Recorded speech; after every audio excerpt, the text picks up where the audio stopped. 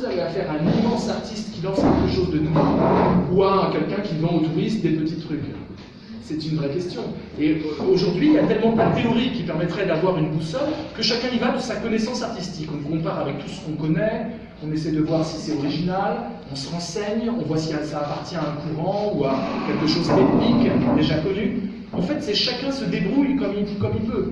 Alors si on arrive à produire une théorie artistique qui permettrait de dire là vraiment on a affaire à quelque chose d'artistique, c'est intéressant pour tout le monde.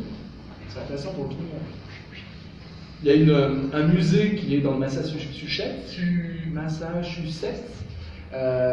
et qui s'appelle le MoBA, le musée du bad art. Les pires œuvres, tellement horribles, des dessins tellement horribles et des croûtes tellement horribles que ça ne peut pas être là dans la nature, il faut les mettre dans un musée.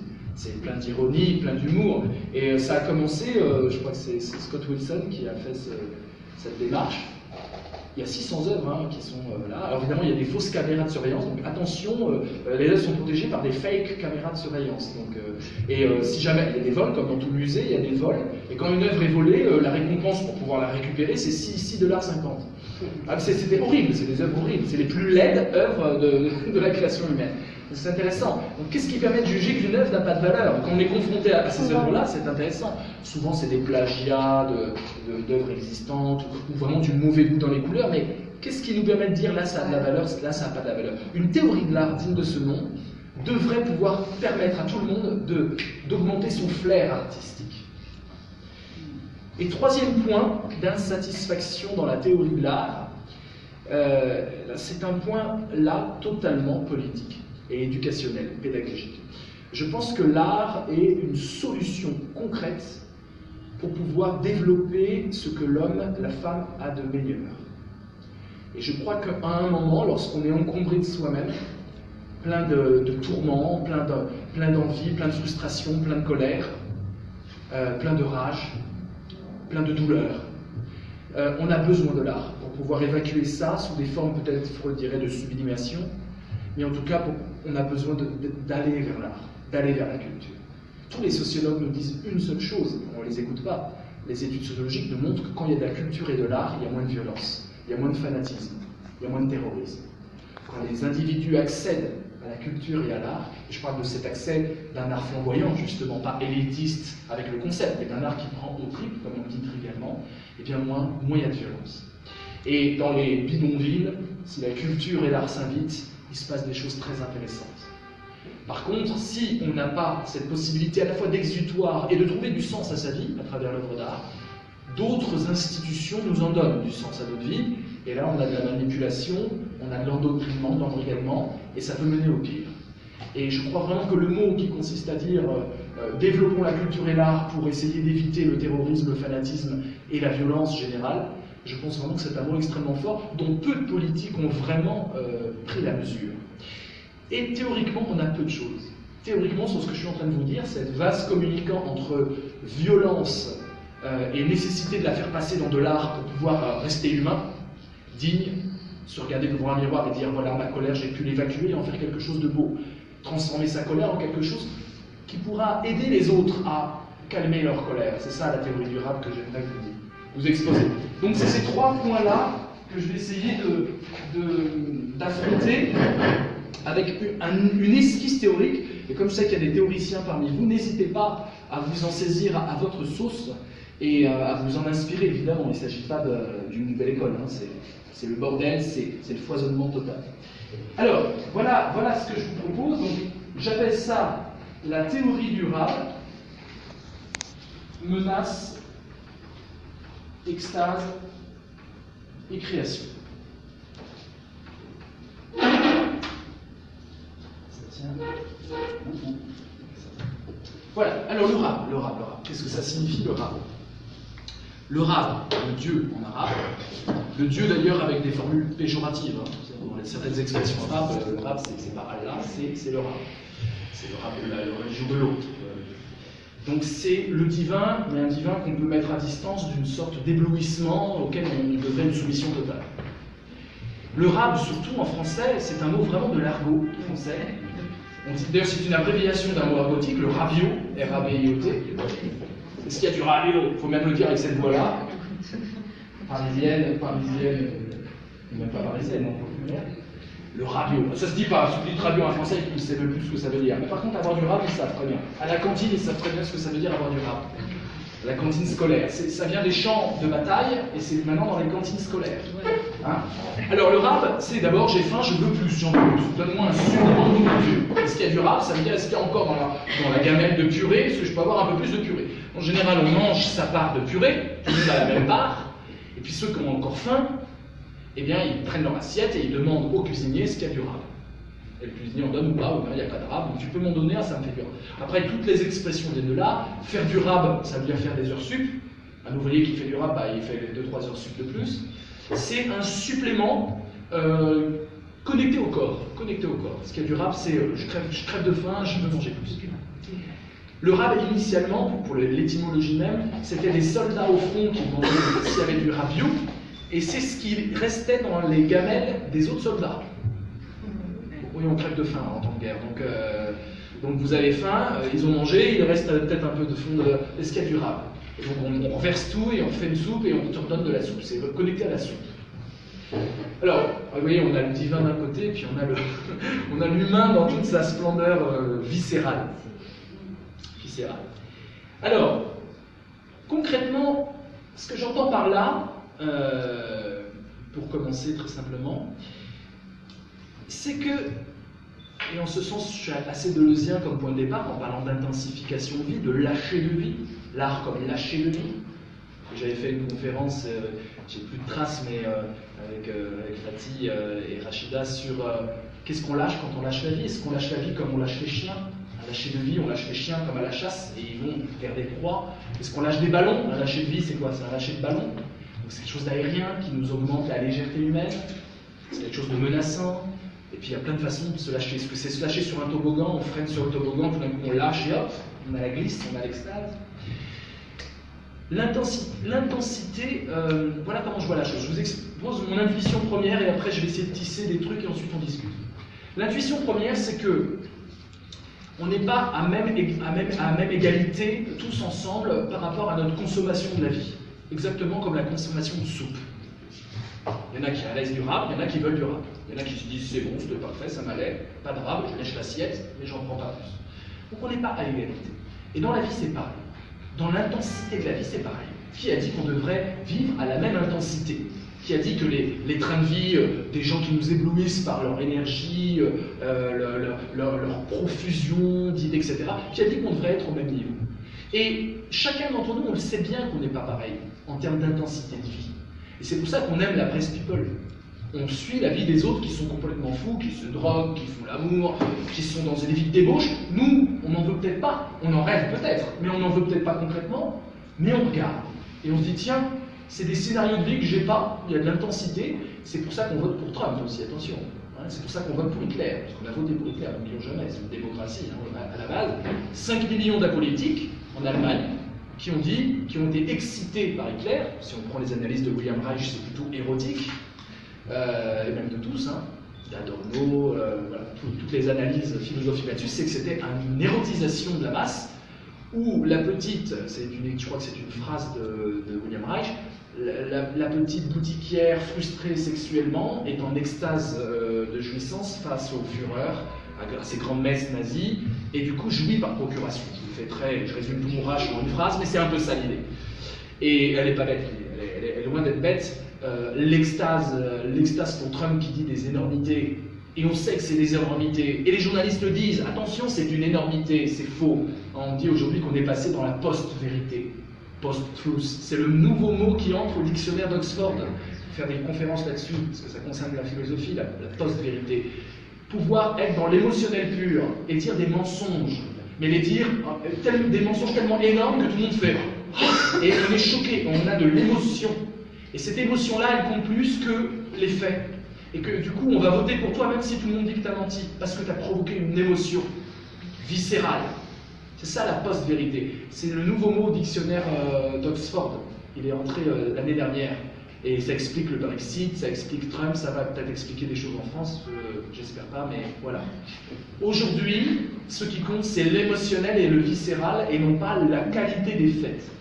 Alors qu'avant, évidemment, dire des mensonges était absolument déplorable pour l'homme politique. Il était confronté à ces mensonges par les journalistes ou par le peuple, et c'était catastrophique. Aujourd'hui, c'est pas grave.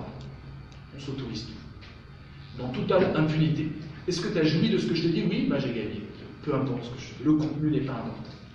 Et il faut comprendre que ce phénomène de post-vérité vient au fait que chaque citoyen avec Internet est capable de véhiculer des informations ou des fausses informations. Et que l'info ne se fait pas par les journalistes. Tout le monde adore frapper sur les journalistes. Les journalistes font un vrai boulot. Quand un journaliste dit une énormité, toute la profession lui tombe dessus, comme un scientifique. Si un scientifique dit n'importe quoi, la communauté scientifique lui tombe dessus, sa carrière est terminée. C'est pareil pour un journaliste. Un vrai journaliste, il y a des contre-mesures dans le métier. Le problème ne vient pas des journalistes, la post-truth ne vient pas du fait que les journalistes relaient des énormités dites. Après tout, c'est son boulot. Un homme politique qui veut être président de la République dit une énormité, le journaliste doit dire il a dit ça, et en plus expliquer pourquoi c'est une énormité. Le problème, c'est les citoyens. Les citoyens vont prendre l'énormité et dire regardez, il a raison. Les citoyens vont aller sur des faux sites d'information, qui sont des sites idéologiques, et ils vont véhiculer ces vérités-là. On sait que pour l'élection de Trump, il y a plus, en termes de millions, il y a plus d'informations venant de faux sites d'information qui ont été véhiculés que d'informations venant des sites de journalistes. Ce qui a fait gagner Trump, c'est que les gens préfèrent partager sur leur Facebook des informations émotionnellement fortes, mais avec zéro de vérité, plutôt que des informations vraies, mais émotionnellement pas tellement fortes. Donc chacun est responsable de ça. Alors, l'idée c'est qu'on n'est pas égal, nous ne sommes pas égaux devant l'intensité de la vie. Et d'ailleurs, même dans notre vie quotidienne, on a des moments d'intensité, puis des moments vraiment de relâche complète. Donc même dans notre vie, l'énergie oscille, l'intensité oscille. J'ai l'impression que quand on déborde de cette intensité qu'il nous faudra définir, on doit s'en débarrasser dans quelque chose de concret. Qu'est-ce que vous faites quand vous avez trop la pêche? Quand vous pétez le feu, excusez-moi l'expression. Quand vous êtes euphorique, ben vous chantez, vous criez, vous dansez, vous appelez des amis, vous rencontrez des gens, et puis vous créez. Et vous créez. Artiste ou non, vous créez. Vous allez vous mettre à écrire pour exprimer votre trop-plein d'émotions. Vous allez vous mettre à créer une relation humaine nouvelle avec quelqu'un, rencontrer. Vous allez créer des moments, des souvenirs, mais vous êtes dans une pratique de création. L'intensité, quand elle déborde le format, quand ça déborde le format, elle a besoin de trouver des formes nouvelles pour pouvoir déborder le format. Je ne me contente plus de mon cœur et de mon estomac pour vivre ce que j'ai à vivre, ça déborde. Il faut bien que je trouve des réceptacles, kora en grec, là, le réceptacle, pour pouvoir mettre cette intensité en surplus, en rab. Ce rab d'intensité de vie, je dois le déposer dans une forme. Et une forme qui pourrait être digérée par les autres, comme le rab est digéré par les autres. Comme si j'ai trop de soupe, bah, je peux te donner ma soupe parce que tu n'as pas fini de manger. Et donc, il y a une circulation de l'intensité transformée en œuvre d'art et de l'œuvre d'art qui récolte le rab de toutes les intensités qui peuvent s'amalgamer. Mais je vais trop vite. Qu'est-ce que l'intensité de la vie? À mon sens, il y a deux grandes intensités de la vie. Deux choses différentes.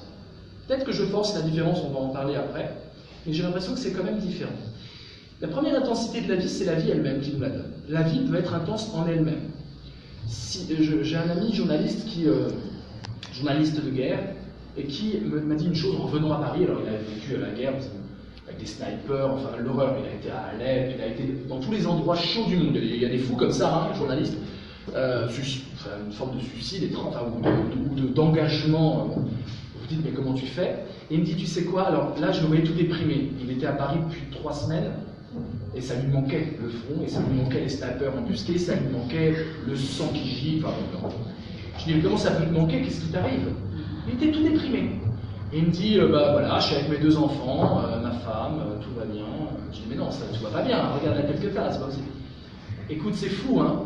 Mais marcher dans la rue en sachant que tu as un sniper qui peut te shooter, tu fais 20 secondes, 20 pas dans la rue, tu as une jouissance nettement supérieure à tout ce que je pourrais vivre en 2 mois de vie familiale. Et je suis addict à cette jouissance-là. Tu es dans l'adrénaline, tu es dans l'endorphine, tu es dans un état. Et tu fais juste 30 pas, et c'est les pas les plus magnifiques que tu aies jamais fait. Je ne vous incite pas à aller sous ces latitudes. Mais en tout cas, c'est la psychologie humaine. Il expose quelque chose qu'on a déjà vu dans la littérature plein de fois. La vie, lorsqu'elle est menacée, La vie, lorsqu'elle est menacée, s'intensifie. Et donc, dans la vie elle-même, il y a quelque chose, d'abord on est des animaux de proie, hein, on vérifie les menaces, on est beaucoup plus sensible aux menaces qu'aux choses extatiques qui nous arrivent. Et quand il y a de la menace ou de la parano de menace, etc., ça intensifie notre vie. Le paranoïaque, c'est celui qui se dit, moi je veux vivre une vie intense, et il invente 60 000 menaces, des théories du complot, ou même des théories conjugales, et tu me trahis, mais non je ne te trahis pas, mais oui, mais ils sont tout le temps comme ça, à imaginer des trahisons, et c'est leur façon d'exprimer une création par rapport à une vie qui est intense. L'intensité de la vie va dans ce sens-là, me semble-t-il. Alors, donc on a du rap de vie. Pour parler d'intensité, on a du rap de vie, on ne sait pas quoi en faire. On ne sait pas quoi en faire. Il faut qu'on en fasse profiter tout le monde. Et parfois ça prend des formes extrêmement monstrueuses, ce rap. Parfois des formes extraordinaires. Et toujours en parlant de l'intensité, ce qui me semble intéressant, c'est qu'on a aussi un rab beaucoup plus intéressant même que la vie qui est animale. C'est un rab de liberté. Et parfois, on préfère ne pas être libre, beaucoup de philosophes ont parlé de ça, plutôt que d'être libre et de ne pas savoir quoi faire de ce rab de liberté. C'est ce qui explique pourquoi des révolutions qui pourraient être progressistes, qui pourraient augmenter la liberté de tout le monde, finissent par maintenir dans la Constitution des arcanes, des articles qui finalement privent tout le monde de liberté. Et tout le monde est d'accord avec ça, le peuple. D'accord avec ça. Je serai moins libre, mais au moins on me dira quoi faire de ma liberté entre eux. Si jamais j'ai trop de liberté, je suis encombré. Sartre est vraiment le philosophe de ça, mais d'autres. La Boétie, je parle de philosophes occidentaux, mais tu pourras faire un éclairage sur les philosophes arabes. Et donc la liberté nous encombre. On préfère être non libre, donc non responsable, et râler, ça on adore râler. Oh, ben, c'est quand même, je suis pas libre, mais on n'est pas libre. Et quand on te dit, vas-y, tu peux être libre, tu peux vraiment t'épanouir, tu peux vraiment choisir ta vie, choisir ta façon d'aimer, ta façon de cristalliser tes angoisses, ta façon de créer ta vie, ton œuvre-vie, finalement, on n'en veut pas. On n'en veut pas parce qu'on manque d'éducation artistique, au sens très fort du terme, au sens démiurgique du terme, parce que l'artiste, lui, il n'a jamais de problème à être avec du rap de liberté. L'artiste, il ne faut pas l'embêter, comme dit Deleuze. Pourquoi il ne faut pas l'embêter? Parce que c'est celui qui sait exactement quoi faire de son rap de vie et de son rap de liberté, et qui pourrait nous enseigner ce que je pourrais en faire. Vous regardez la vie d'un artiste, la plupart du temps, il s'occupe. Il n'y a pas de problème d'être libre. Et c'est plutôt un combat sur comment gratter des espaces de liberté et des espaces de vie pour pouvoir les mettre dans la cheminée de la création. Et donc on a un rap de liberté qui peut être très encombrant. Et pour moi, c'est vraiment deux qualités d'intensité de la vie différentes, qui se conjuguent énormément. La vie et la liberté se conjuguent, mais j'aimerais vraiment faire une distinction entre ces deux choses. On peut être dans un surplus de liberté complètement assumé, et dès qu'on est dans un surplus de liberté assumé, on doit créer. Ça passe par la création. Au bout du compte, tout ça doit passer pour pouvoir s'exprimer par une création. Une création d'œuvre. Une création d'œuvre. Et quand je parle d'œuvre-vie, ça peut être aussi un style de vie. Une création, c'est pas forcément peindre une toile. Ça peut être une façon originale de se mouvoir dans l'existence, capable d'inspirer les autres. C'est une œuvre, exactement comme pour moi l'acteur sur scène ou le dramaturge. C'est-à-dire qu'à un moment, ce rap de vie, je dois l'organiser. Et je peux l'organiser sur une toile, je peux l'organiser dans des relations et une façon d'être dans ma relation spéciale, je peux l'organiser dans une histoire d'amour. Ce qui est intéressant dans ce système, c'est que c'est réversible. Celui qui n'a pas de rap de vie, et celui qui n'a pas de rap de liberté, peut aller puiser un rap de vie comme dans la soupe et la gamelle, dans une œuvre. Je me sens pas libre, je me sens enfermé dans un système qui me juge, qui me condamne à la répétition, à la conformité. Je vais voir une œuvre, et confronté à cette œuvre, je vois le rap de vie ou de liberté que l'artiste y a déposé. Un rap actif, un rap qui vibre. Et du coup, j'accède au manque de liberté comme j'accède à mon surplus de soupe dans la gamelle, et je me nourris de quelque chose que je n'avais pas, mais que l'autre avait en trop, ou a su en tout cas communiquer. Donc ça va dans les deux sens. exubérance, surabondance, on est dans le dionysiaque, hein, surabondance, exubérance de vie et de liberté déposée dans une œuvre, pénurie de vie et de liberté qui puise dans l'œuvre le surplus qu'il n'avait pas. Vous voyez, des vases communicants. Alors, là-dessus, que faire de son rap de vie concrètement, quand la vie déborde? Bien concrètement, j'ai l'impression, et oui, je perds dans mes notes, mais c'est pas grave, j'ai l'impression que ce rap de vie-là doit se cristalliser dans une œuvre qui aura une couleur spécifique, en tout cas une donnée spécifique. L'œuvre qui vient d'un rap de vie, d'une exubérance de vie, la vie est cruelle, hein. Je parle de la vie. La vie est impitoyable. La vie, elle nous emporte. Je pense que ça se transforme en une œuvre qui contient en elle les ferments de la menace, de quelque chose qui menace la vie. Celui qui est débordé de vie va inventer des choses qui restreignent la vie, qui la menacent, qui l'inquiètent, qui l'angoissent. Et je crois vraiment que dans le rap de vie, on a, j'appelle ça menace, on pourrait trouver d'autres concepts, mais j'aime bien ce concept. La menace, c'est l'horizon d'un danger possible. Et la vie, quand elle déborde, s'invente toujours des ennemis, s'invente toujours des restrictions, s'invente toujours des combats et des guerres. Alors les guerres peuvent être fleuries, les guerres peuvent être belles, mais il s'agit vraiment d'engager la vie dans une ambition expressive, dans quelque chose de l'ordre d'une épopée. Et une épopée avec ses risques. Qui dit épopée dit risque, qui dit héroïsme dit péril. Il n'y a pas d'héroïsme sans le péril, sans le risque. Et donc, quand la vie déborde, et c'est très dangereux, parce que si ce n'est pas l'art qui intervient là, ça sera autre chose qui va intervenir là. Et on va se retrouver en Syrie, confronté à la mort, en disant, là, mon débordement de vie, je peux me calmer avec des drogues, une idéologie de destruction et des situations de guerre. Vous voyez, donc, si ce n'est pas l'art, c'est autre chose. Mais de toute façon, j'irai vers la menace. L'artiste joue avec la menace, avec le danger. Il est confronté, c'est un danger artistique du danger. C'est pour ça que l'art va avec le vivre ensemble dans la dignité que développe Fatih Biriki, par exemple. On peut vivre ensemble en étant artiste, on ne peut pas vivre ensemble en étant tous soldats. On ne peut pas vivre ensemble en étant tous propagandistes haineux de l'autre.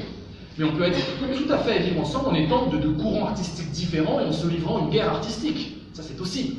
Parce qu'on est au second degré. Parce que la vie et la menace ne sont pas au premier degré. Donc il y a toujours l'idée d'une sublimation, d'une élévation des enjeux purement biologiques qui sont mis en place. Donc la menace. Et dans les œuvres qui vous menacent, dans les œuvres qui vous inquiètent, il y en a plein. Et d'ailleurs, il y a des œuvres très douces, très jolies, qui contiennent des éléments de menace extrême. La création d'Adam de Michel-Ange, on pourrait être extasié par la beauté, et on voit qu'il y a de la menace. Jusqu'à la menace finale, vous la connaissez, qui a été découverte 500 ans après. Hein. Comme on disait, il y a un mystère. Vous connaissez la création d'Adam, vous voyez? Il y a Dieu avec des anges qui frôlent, même, qui ne touchent pas le doigt d'Adam en lui donnant la vie. C'est l'acte d'une divinité, arabe pour le coup, qui transmet la vie. Le don de Dieu, c'est de donner la vie. Mais Dieu, vous pouvez le trouver sur Internet très facilement, la création d'Adam, Dieu est entouré avec des chérubins et des anges dans un drap rouge. Et ça forme une sorte de boule, comme ça. Et on a attendu 500 ans pour comprendre ce que Michel-Ange a voulu nous dire. C'est une hypothèse très sérieuse. Un médecin, il a vu le cerveau humain dans ce rond-là. C'est la découpe anatomique d'un cerveau humain. Vraiment, avec tous les... Seul quelqu'un qui découpait des cerveaux, ce qui était interdit par l'Église à l'époque, parce qu'on découpait des cadavres, seul quelqu'un qui avait des connaissances anatomiques absolument taboues, cachées et interdite par l'Église, pouvait dessiner ce cerveau-là. Ça, c'est la première chose. C'est-à-dire qu'il n'était pas content. Il était brouillé avec Jules II, avec le pape, et on ne le payait pas bien. Enfin, il n'était vraiment pas content, et certains disent même qu'il était athée. Et donc, il nous met ce découpe de cerveau en disant, oui, moi, pour mon besoin d'art artistique, je prends des cadavres pour comprendre comment les muscles sont faits, les gorges. J'ai besoin d'aller voir. La connaissance ne doit pas avoir de limite. Il n'y a pas de frein à la connaissance. Et aucun dogme ne peut me dire, arrête de connaître. Mais c'est surtout un message extraordinaire. Il est en train de dire que le don de Dieu vient du cerveau humain. métaphoriquement, il est en train de montrer que c'est pas une divinité qui donne la vie à Adam, mais c'est un cerveau d'homme qui crée la divinité donnant la vie à Adam. C'est une... Et ça, on a attendu 500 ans, 1990 pour avoir compris ça. Je trouve ça très poétique, je voulais vous le livrer. Et donc il y a de la menace, il y a de la menace partout dans l'art. Et peut-être qu'il faut qu'on appréhende l'art dionysiaque avec ce degré de menace. Est-ce que cette œuvre me menace ou pas? Une œuvre non menaçante peut aussi être une très belle œuvre si elle déborde de liberté. Mais les deux sont conjugables. Dans le rap de liberté, ça devient quoi? J'ai une liberté surabondante. Je suis délivré, libéré. Vous connaissez cette chanson, tous les garçons l'adorent, les petits-enfants l'adorent. Cette chanson de Walt Disney, il n'y en a pas beaucoup comme ça qui marchent comme ça. C'est vraiment un hymne à la liberté vide, hein, il n'y a rien derrière. Hein, c'est juste la jouissance d'être libre et de se dire je peux devenir tout ce que j'ai envie de devenir. Cette extase-là, qu'on a tous eu enfant et que je vous souhaite d'avoir régulièrement, cette idée de tous les possibles dans le devenir. Ben, c'est exactement ce que crée le rap de liberté. Le rap de liberté peut se conjuguer, à mon avis, en extase. Aussi bien dans la menace, je suis en train de fuir, je pars en courant, je ne sais pas comment je cours, je pars, ça me menace. La divinité, la transcendance, la chose qui risque de m'englober, de m'éteindre, la chose qui... Dieu est menaçant, le rab est menaçant. Il faut lire Spinoza, l'indice 3 de l'éthique. Il y a de la menace dans la transcendance. Il y a de la menace. Et je dois la fuir. Là, c'est une fuite. Et donc, c'est des œuvres où je me mets en fuite moi-même, tout en les contemplant. Mais je suis en train de me mettre en fuite. Aussi bien dans l'extase, c'est l'inverse. La transcendance, je veux m'unir avec elle. Et donc, là, je cours vers ce qui me déborde, vers ce qui déborde. Hein? Le rap de liberté fait que j'ai envie d'aller vers la transcendance, vers une extase, et de me fuir moi-même. L'extase, c'est la sortie de soi, hein, par illumination, ou par, si on veut rester dans la psychologie, par un sentiment de joie teinté d'angoisse. Alors que là, on aurait un sentiment d'angoisse teinté de joie aussi. Teinté de joie aussi pour l'art. Espoir, désespoir se conjuguent comme ça. Et vous avez donc une dialectique peut-être nouvelle, j'espère, où dans l'œuvre d'art, il y aurait du rap, et ce rap peut se décomposer en deux, peut-être en plus de catégories, mais en tout cas en deux grandes catégories. Un rap de liberté qui fait que j'ai envie de participer à l'œuvre, de me noyer dans l'œuvre, d'y être. Et un rap de vie, avec son contenu de menace, qui hérisse la vie en moi, qui se sent un peu menacée, un peu en danger, et qui fait que je fuis.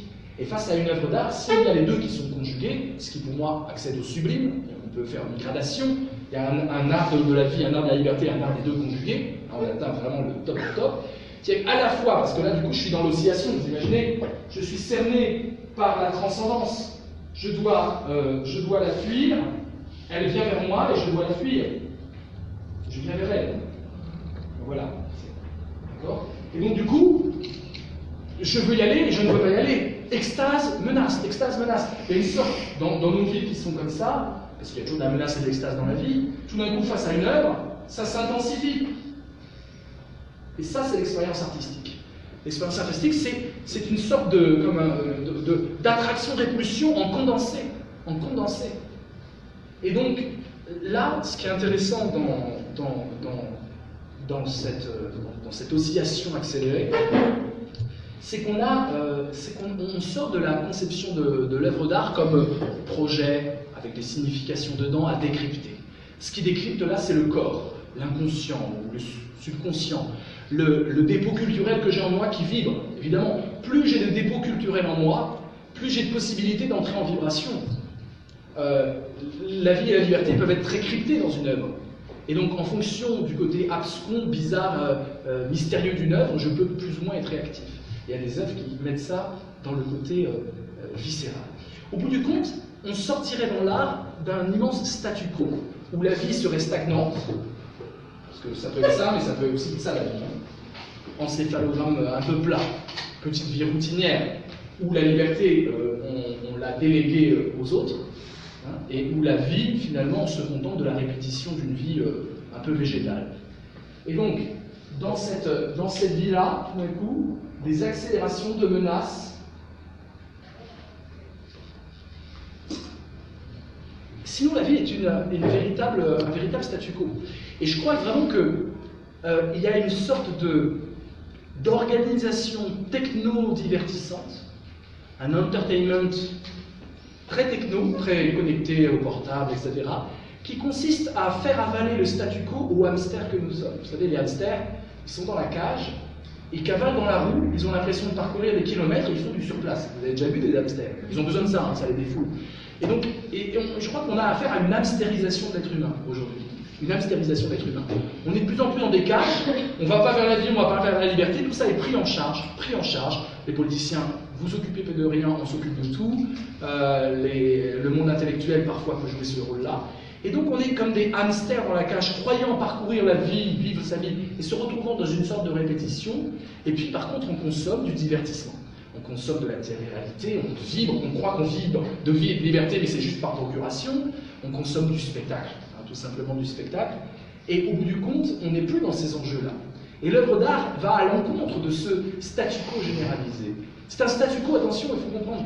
Dans l'œuvre d'art, le statu quo, la hamstérisation, ne vibre pas trop, laisse vibrer les autres à ta place et assiste au spectacle de la vibration des autres. Le statu quo devient une impasse mexicaine dans l'œuvre d'art. Vous savez ce que c'est l'impasse mexicaine? C'est un truc très connu dans le cinéma de Tarantino ou de John Woo. Je te menace avec un pistolet, tu me menaces avec un pistolet. Et encore mieux, à trois. Tu la menaces, elle me menace, je te menace. Donc dans les films de John Woo, vous avez toujours cette figure-là, c'est un des prodiges, The Killer, qui est son chef-d'œuvre. Et vous avez ça. Et évidemment, qu'est-ce qu'on a dans une impasse mexicaine? C'est maintenant, ils ont théorisé ça au cinéma, tellement il y en avait. Tarantino fait ça partout. Dans Tarantino, il y a toujours l'impasse mexicaine. Et alors, ce qui est génial, c'est qu'il met des dialogues improbables. C'est qu'ils vont parler de pyjama à nettoyer, ils sont comme ça, et ça peut durer des heures. Je me rappelle, c'est dans Pulp Fiction, je crois. Une valise pleine de fric, un mec la détecte, il menace, et la copine du mec arrive et menace le mec. Et après, t'as le mec débarque qui menace le mec. Et ça dure, il fait évidemment, c'est Tarantino, donc des dialogues complètement improbables qui durent 15 minutes. Vous voyez cette scène dans Pulp Fiction, et vous avez, évidemment, la tension est à son comble, et la jubilation du spectateur est à son comble. Là, vous avez exactement la fusion de la menace et de l'extase. La menace, elle est complètement réelle. C'est le seul moment jubilatoire pour moi des films d'action. Le reste, c'est que de la cavalerie. Mais à un moment, c'est le moment philosophique des films d'action. Comment je vais te convaincre de baisser ton arme, sachant que moi, je dois la baisser en même temps. Et puis, en fait, c'est un statu quo. Pourquoi? La meilleure solution, c'est de rien faire. Parce que si je te tire dessus, je ne pourrais pas très vite tirer sur l'autre. Et donc, vous êtes deux, et donc forcément, agir, c'est m'exposer. Agir de façon menaçante, c'est m'exposer. Vous voyez, le maître de ça, c'est évidemment Sergio Leone, dans Le Bon, la Brute, le Truand, le duel final. Alors, c'est Sergio Leone, hein, il y a de la musique, etc. Et on voit les trois qui sont. Alors, c'est intéressant d'impasse mexicaine parce que on sait qu'on doit sortir du statu quo, on ne peut pas vivre sa vie en se menaçant comme ça. On doit en sortir. Et on doit inventer et créer des façons délicieuses, loufoques, etc., pour réinventer cet exercice-là. Et donc, l'impasse mexicaine, c'est un statu quo qui dit « je ne dois arrêter d'être un statu quo, je suis obligé, mais je ne sais pas comment ». Et l'œuvre d'art est une réponse. L'œuvre d'art permet de transformer la hamstérisation, le statu quo stérile, en impasse mexicaine. On est toujours menacé par l'œuvre, on ne sait pas d'où, on ne sait pas de quoi, et on menace aussi. Ça nous donne le pouvoir aussi de menacer, le pouvoir d'agir, le pouvoir de vibrer. Et donc on est dans ce qu'est la vie, hein. Par essence, la vie est une impasse mexicaine. La vie est une impasse mexicaine. On est menacé et on menace. On est menacé et on menace. Si je te fais du mal, tu pourras m'en faire, ou quelqu'un d'autre pourra m'en faire. Et ça circule comme ça. C'est pour ça qu'on préfère le statu quo et la cage du hamster. C'est qu'au moins, moi, m'embêtez pas, je veux pas de problème. Des immenses dictatures ont fait couler le sang avec la complaisance de tout un peuple, parce que le peuple disait, moi, je ne veux pas de problème. C'est comme ça que ça fonctionne. Donc, il y a l'idée d'une résistance connectée à l'acte de création. Puisque l'acte de création fait sortir le hamster de la cage et le met face à sa liberté, face à sa vie, et lui dit, est-ce que tu dois y aller? Ah, ça va déranger les choses. Tu vas déranger les choses, tu vas menacer les gens. Si tu commences à accéder à plus de vie, à plus de liberté, tes amis vont dire, mais qu'est-ce qui t'arrive? Parce que tes amis sont des hamsters dans leur cage. Et donc si un se délivre, tous doivent se délivrer. On est dans une logique un peu bakouninienne, Mikhail Bakounine qui dit la liberté des autres étant la mienne à l'infini. On ne peut pas être libre seul, ça ne veut plus rien dire, c'est stupide. La société de consommation nous explique que le but c'est de consommer pour avoir plus de liberté que nos amis, mais ça ne marche jamais comme ça. La liberté est un sport collectif. Et donc dans l'œuvre d'art, elle est très dérangeante parce que si j'accède à ce rab, je vais me différencier de l'univers boité dans lequel je suis, où je recherche le statu quo. Alors, je conclus pour qu'on puisse échanger ensemble. Ce mot de Julien Green, vous connaissez peut-être l'écrivain. Julien Green est un écrivain qui mérite d'être lu par son journal. C'est 19 tomes, un journal qui a fait tout le siècle, tout le XXe siècle. Et en 1945, il écrit ça. Rien n'embellit les êtres et les choses comme la menace de l'anéantissement. Il dit la chose la plus insignifiante, si elle est menacée d'être anéantie, une chaise, même une table, si on dit on va la détruire, une barre d'immeuble, laide, vous passez les jours devant, vous ne la voyez jamais. Et un jour, on dit, ça y est, on va la détruire, les grues sont là, on va la faire exploser. Et là, tout d'un coup, vous la regardez, je crois que c'est la 3e saison de The Wire sur écoute, cette série américaine incroyable, où ils détruisent des barres d'immeubles, et là, vous avez tous les habitants qui sont là, et ils pleurent. Ils pleurent parce qu'ils ont vécu toute leur vie là, ils ne l'avaient jamais vu, cette barre d'immeuble. Mais menacée d'anéantissement, tout d'un coup, la chose s'embellit et devient la plus belle chose du monde qu'on va regretter, évidemment. Et c'est pareil pour les êtres humains. Quelqu'un qui disparaît, on y voit toute sa valeur, et on comprend la valeur de l'être qui disparaît à partir du moment où l'anéantissement est possible. Quelqu'un qui traverse une maladie et qui s'en sort, on ne l'a jamais aimé autant. On a été proche de lui parce que cette menace de l'anéantissement embellit la chose. Quand je dis que le rap de vie s'exprime sous forme de menace, ça y va avec la beauté. Là, je retrouve la beauté. Là, je retrouve le sublime. Parce que l'œuvre elle-même est menacée par elle-même. L'œuvre est menacée d'autodestruction. L'artiste ou le comédien peut être lui-même menacé d'autodestruction. Et donc, il y a dans l'œuvre l'idée d'un embellissement qui vient de quelque chose de l'ordre de Thanatos, alors que l'extase, c'est plutôt de l'ordre d'Eros. Thanatos-Eros, ce couple qui a été défini par Schopenhauer et repris beaucoup par Freud. Thanatos-Eros, la pulsion de mort, la pulsion de vie. Dans la menace, on est dans la pulsion de mort, de la destruction, vers l'informe, vers l'inorganique. Et contrairement à ce qu'on pourrait croire, c'est pas le rap de vie qui provoque de l'éros. Le rap de vie va vers Thanatos, va vers la vie qui se met en danger. Tous le disent. Les adolescents qui ont du rap de vie ont des conduites traumatophiles. Ils vont se traumatiser eux-mêmes et s'exposer à des grands dangers. Dès qu'il y a un débordement de vie qui n'arrive pas à s'exprimer dans les œuvres, la vie se retourne contre elle-même. Et beaucoup de scarifications, de mise en danger, etc. de l'adolescence viennent d'un surplus d'énergie et d'une volonté de ne pas se résigner dans la cage du hamster. Et là, c'est l'inverse. Le rap de liberté, le rap de vie, c'est Thanatos, et le rap de liberté, c'est Eros. Quand vous êtes dans une liberté surabondante, vous allez forcément vers l'amour, vous allez forcément vers la jouissance, vous allez forcément vers la rencontre extatique avec l'autre. Alors, cet embellissement lié à la menace, qu'on vient de voir, va évidemment de pair avec la liberté qui, en grandissant, me semble-t-il, va étendre l'envie de faire avec les autres. Je crois vraiment que la confrontation à l'œuvre d'art telle que je l'ai décrite, c'est-à-dire je prends le rab qui a été déposé dans l'œuvre et j'en fais mon miel, et je peux même déposer mon rab, et ça c'est la théorisation sur l'art. Normalement, un théoricien de l'art, c'est celui qui fait vivre l'œuvre dans la théorie. C'est-à-dire que l'œuvre, l'artiste met un dépôt. Mozart a un surplus de vie, un surplus de liberté, même une vie difficile, et il va mettre ça dans une œuvre extraordinaire qui va nous éblouir. Il faut mettre beaucoup d'énergie. Pour faire le requiem de Mozart, il faut mettre les deux. Faut mettre les deux. Il faut être en transe, faut se faire pleurer soi-même. Je pense que Brecht et d'autres, et tous, ils se faire pleurer soi-même. J'aime bien citer cette anecdote de Brahms. Un jour, un ami de Brahms, le compositeur allemand, un dernier romantique, un jour, un ami arrive chez Brahms et il entend un chien pleurer. Et il est étonné parce que Brahms n'aimait pas les chiens spécialement. Et donc c'est étonnant, tiens, Brahms a acheté un chien, c'est incroyable. Et après il écoute et il entend une musique bizarre, comme si le chien perturbait Brahms. C'est-à-dire qu'en fait on entend la musique, ça commence et ça revient et ça change 3 notes.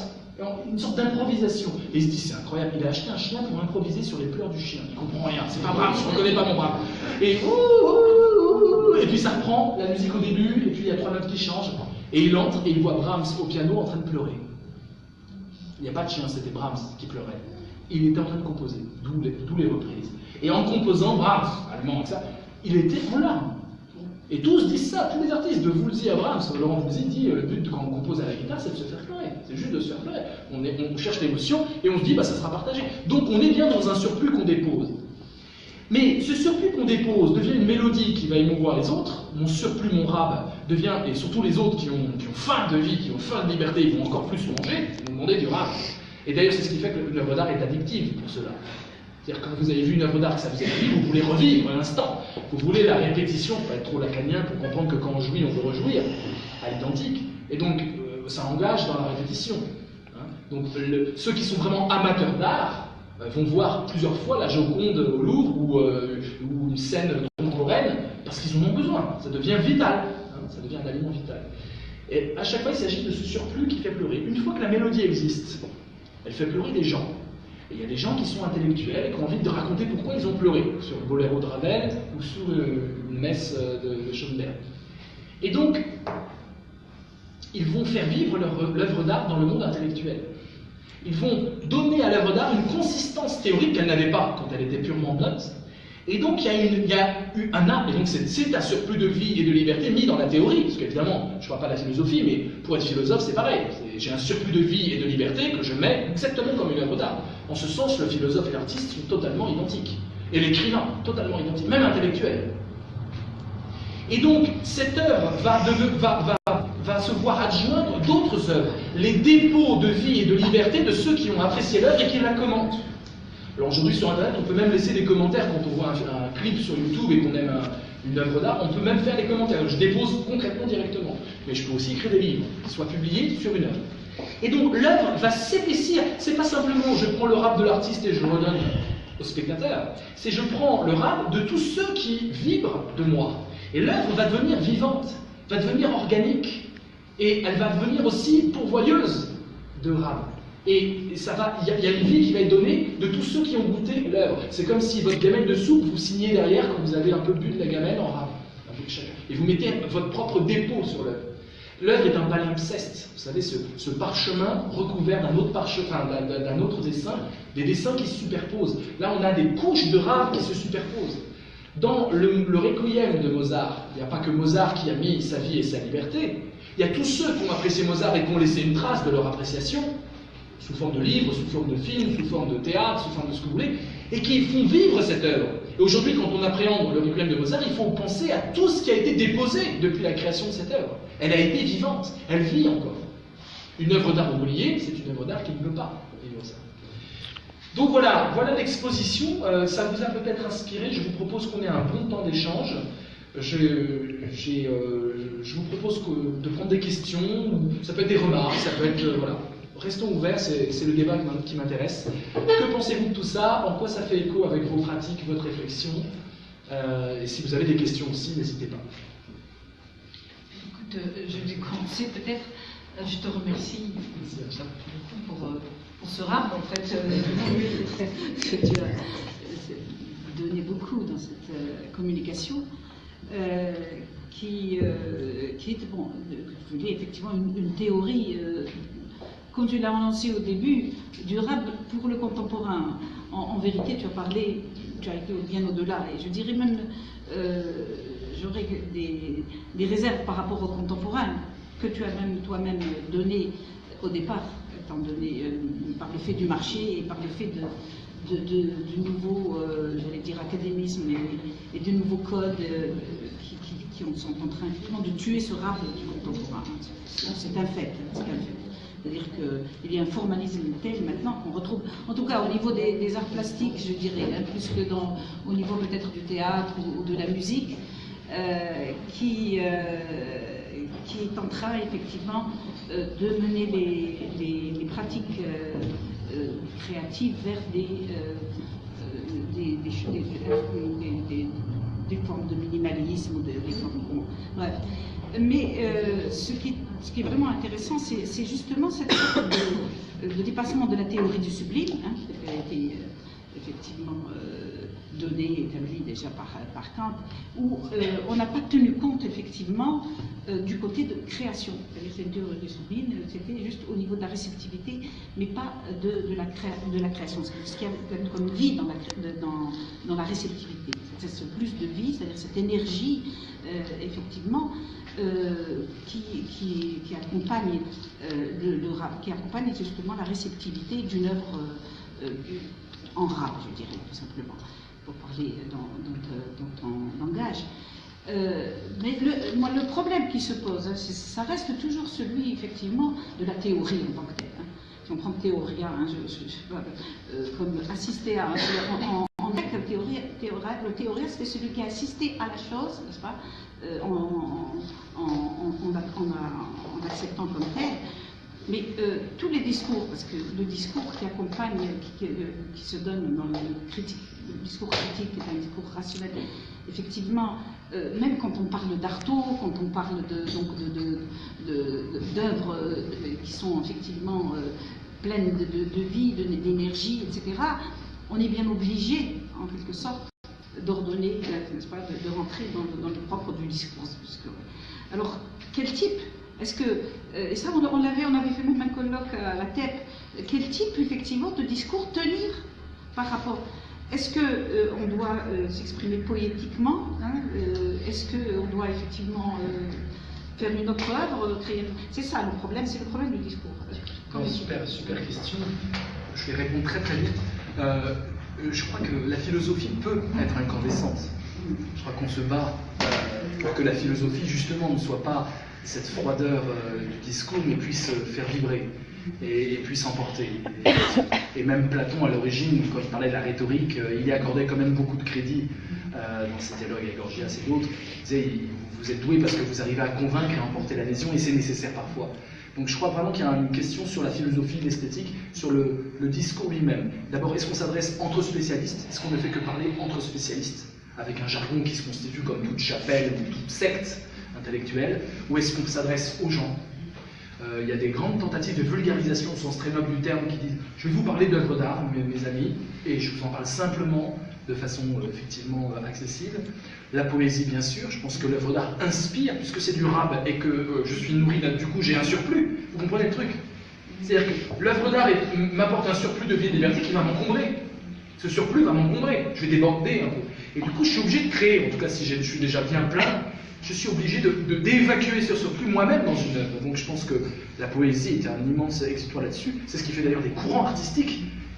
Ils se passent du rap tous les uns les autres, et du coup ils débordent tous, et ça donne de magnifiques... Oui, tu peux saisir si tu veux. Ça donne de magnifiques courants artistiques. On disait par exemple Picasso, les amis de Picasso ne voulaient pas leur montrer leurs œuvres, lui montrer leurs œuvres, parce que Picasso était tellement inspiré par une œuvre qu'il faisait le soir même une œuvre inspirée d'eux, qui évidemment était transcendante, incroyable, et donc tout le monde cachait les œuvres quand Picasso se baladait dans un atelier d'amis, il disait « oh non, non, il y a Picasso qui arrive, cachons tout ». Voilà, c'est ça, c'est-à-dire que ça, il y a une sorte de... Et quand Picasso, en 1935, a écrit de la poésie, on voit qu'il s'est nourri au mamelles de la poésie surréaliste, etc.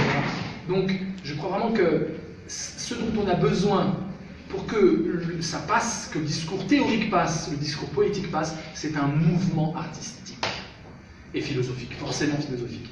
Et il faut créer ce mouvement, il faut se donner des rendez-vous, il faut parler la même langue, il faut diffuser.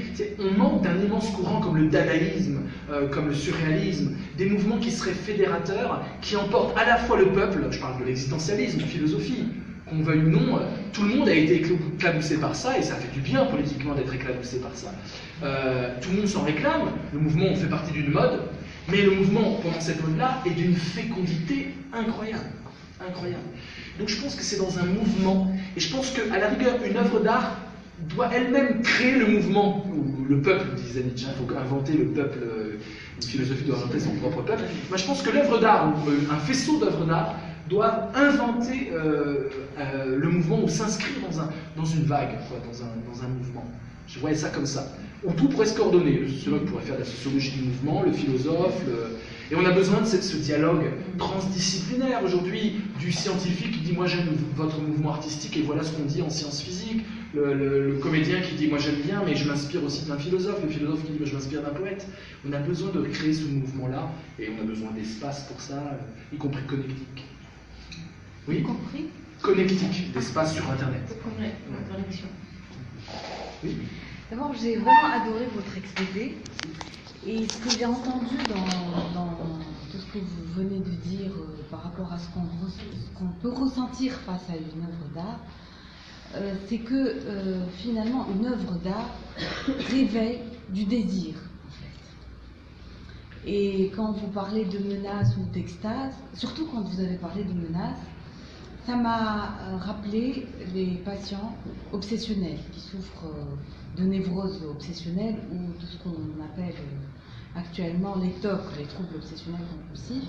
Ça m'avait rappelé ça parce que justement ce que découvrent les patients obsessionnels lors d'une cure de psychanalyse par exemple, c'est que les moments d'angoisse ou les moments de menace ou les menaces qui s'inventent à travers leur TOC, c'est justement des moments où ils sont face à des désirs qu'ils n'acceptent pas ou qu'ils ne tolèrent pas, comme par exemple le patient obsessionnel qui vit une attaque de panique parce qu'il a ressenti un désir sexuel par exemple, parce que ce sont des désirs sexuels inacceptables pour lui, parce que par exemple imprégnés de désirs incestuels.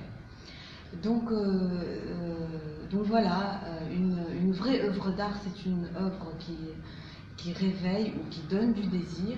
Et l'extrême, quand vous parlez d'extase, comme l'extase, on parlait tout à l'heure de soufisme, comme l'extase ou une jouissance face à quelque chose de divin.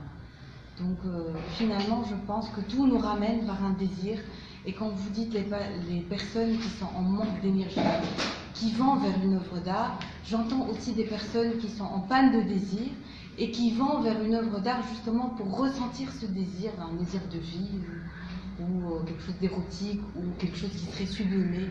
Voilà, donc tout tourne autour de ça finalement. Oui, j'aime bien le prisme du désir. Alors c'est un désir non pas platonicien ou freudien, c'est plus deleuzien, c'est un désir révolutionnaire, un désir de plein, c'est pas un manque. Voilà. C'est un désir de surabondance. Voilà, c'est aller vers les autres, c'est aller vers quelque chose, c'est aller vers le tout. Et là, il y a à réfléchir sur l'éducation à l'œuvre d'art, qui doit être une éducation inscrite dans le corps. J'ai des souvenirs déplorables de visites au musée quand j'étais à l'école, qui étaient ennuyeuses au possible, parce qu'il n'y avait pas cette vibration-là. Donc il faut le professeur passionné, il faut l'artiste passionné si on visite, et il faut visiter des artistes. Je parlais avec un immense calligraphe irakien qui me disait, qui habite en France, et qui disait mais avant moi j'étais sollicité dans les mairies, dans les MJC, les maisons pour jeunes, j'étais sollicité, je rencontrais les jeunes de banlieue en France, les jeunes d'Aubervilliers, du 93, je leur montrais la calligraphie arabe, c'était extraordinaire, ça leur faisait du bien, ça leur faisait du bien, ils n'allaient pas devenir calligraphes, mais ça les nourrissait, et aujourd'hui les subventions sont bloquées, on ne m'invite plus, on n'invite plus les artistes en banlieue, on n'invite plus les artistes dans les zones défavorisées, et c'est vital de travailler là-dessus. Et je vous dis pareil, il faut des artistes qui visitent des bidonvilles, qui aillent dans des villes à Casserine, etc. Et qui partagent vraiment, parce qu'il y a une immense... C'est-à-dire que le jeune qui est dans ce surplus-là, il comprend l'art. C'est évident. Le jeune qui a du... Ils en ont, hein, dans ces zones-là, ils en ont du rap.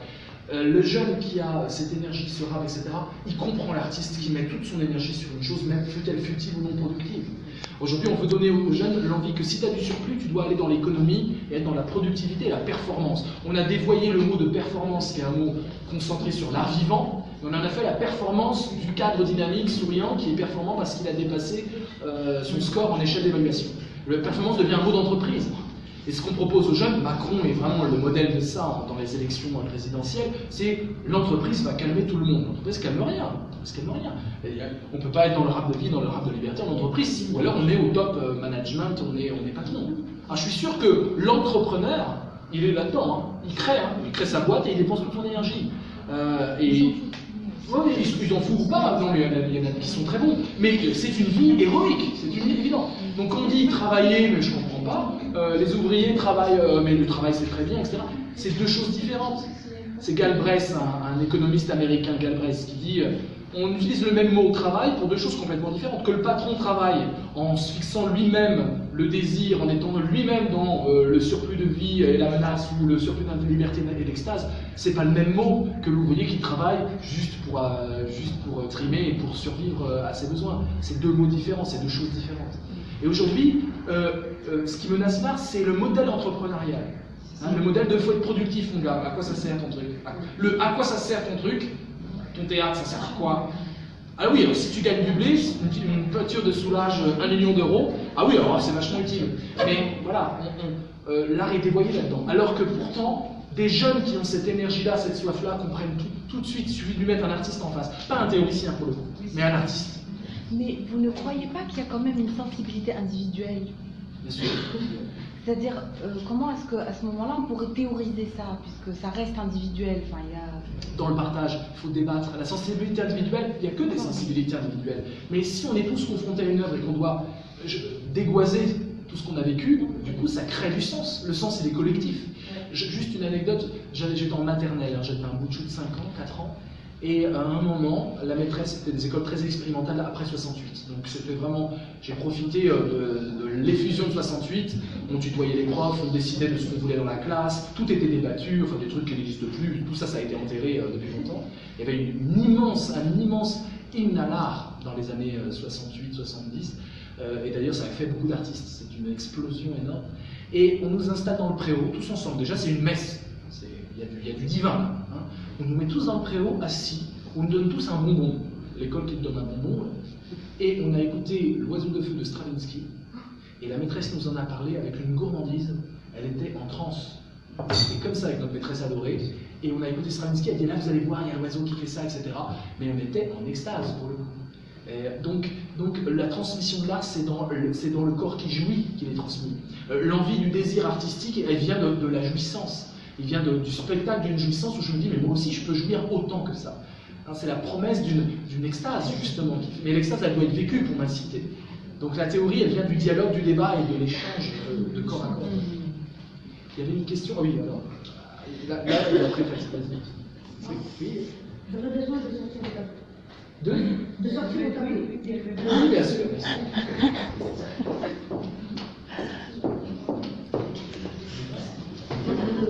Non, de savoir. J'aurais besoin de dessiner en termes de guitare.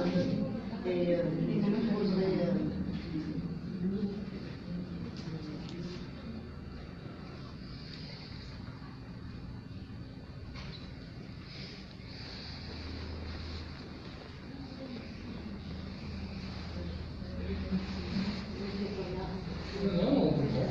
Voilà. Ben voilà. J'aimerais poser la question sur le rap. Est-ce que c'est ça ou c'est ça? C'est-à-dire, parce que vous avez beaucoup parlé de plus. Quand on dit plus, quand on est un peu scientifique, comme formation, c'est en termes de quantité. Ce serait ça. Si c'est en termes d'intensité, en termes de rythme, en termes, donc, il n'y a pas un plus, mais il y a plutôt une condensation, ce serait plutôt ça.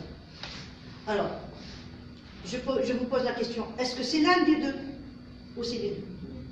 Oh, super. Je suis absolument pas la réponse. Je peux improviser avec vous en dialogue. Merci. Il y a deux méthodologies purement simples. Il y a deux grandes écoles. Soit c'est relativiste, c'est-à-dire que chacun vit son expérience artistique comme il l'entend, soit on entre dans une théorie. J'ai l'impression que la notion de quantité va très très bien avec la vie. La notion de quantité va très très bien avec la vie. Débordement de vie, il y a quelque chose de l'ordre de... ça déborde. On parle même de regard débordant de vie, on parle vraiment de chaleur, d'énergie qui sort et qui déborde de vie. Charisme. Charisme, voilà. Et j'ai l'impression que la liberté, on est plus dans l'intensification en termes de qualité.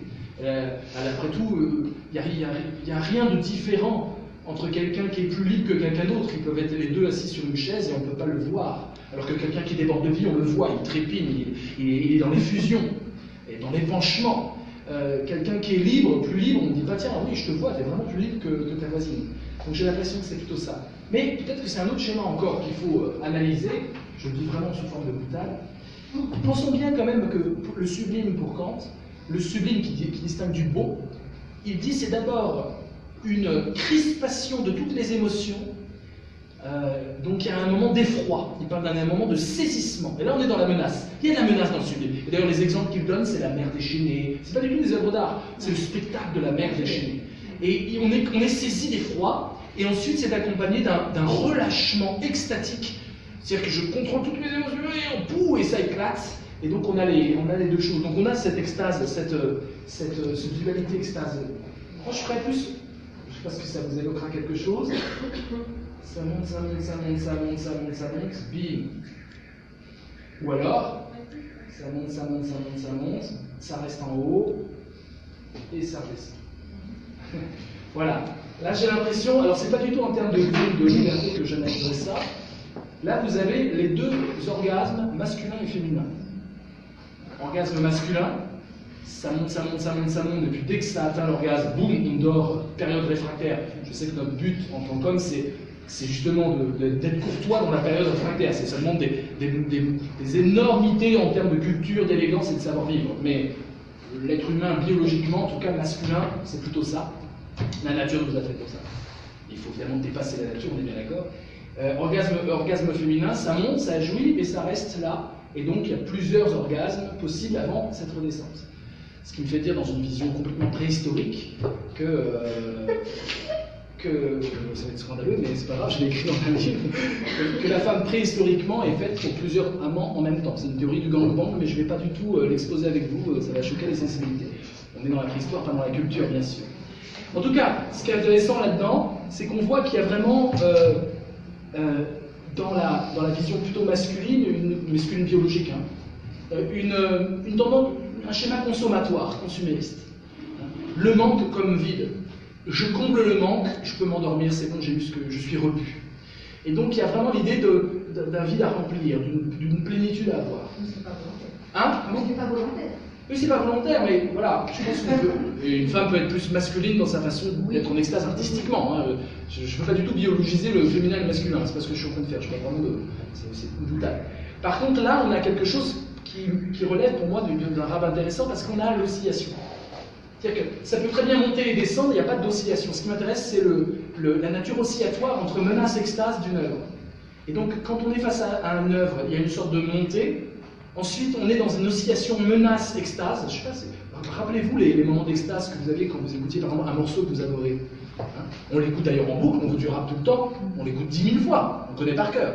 Et on est toujours dans un truc de suspense, de montée, puis quand on y est, il y a des moments d'extase, des moments de suspense, et on est dans cette vibration-là. Donc je verrais plutôt une sorte d'intensification, mais sur un haut plateau. Hein, donc je mélange un peu les deux schémas en un. Pour moi, c'est la façon de mélanger vos deux schémas en un.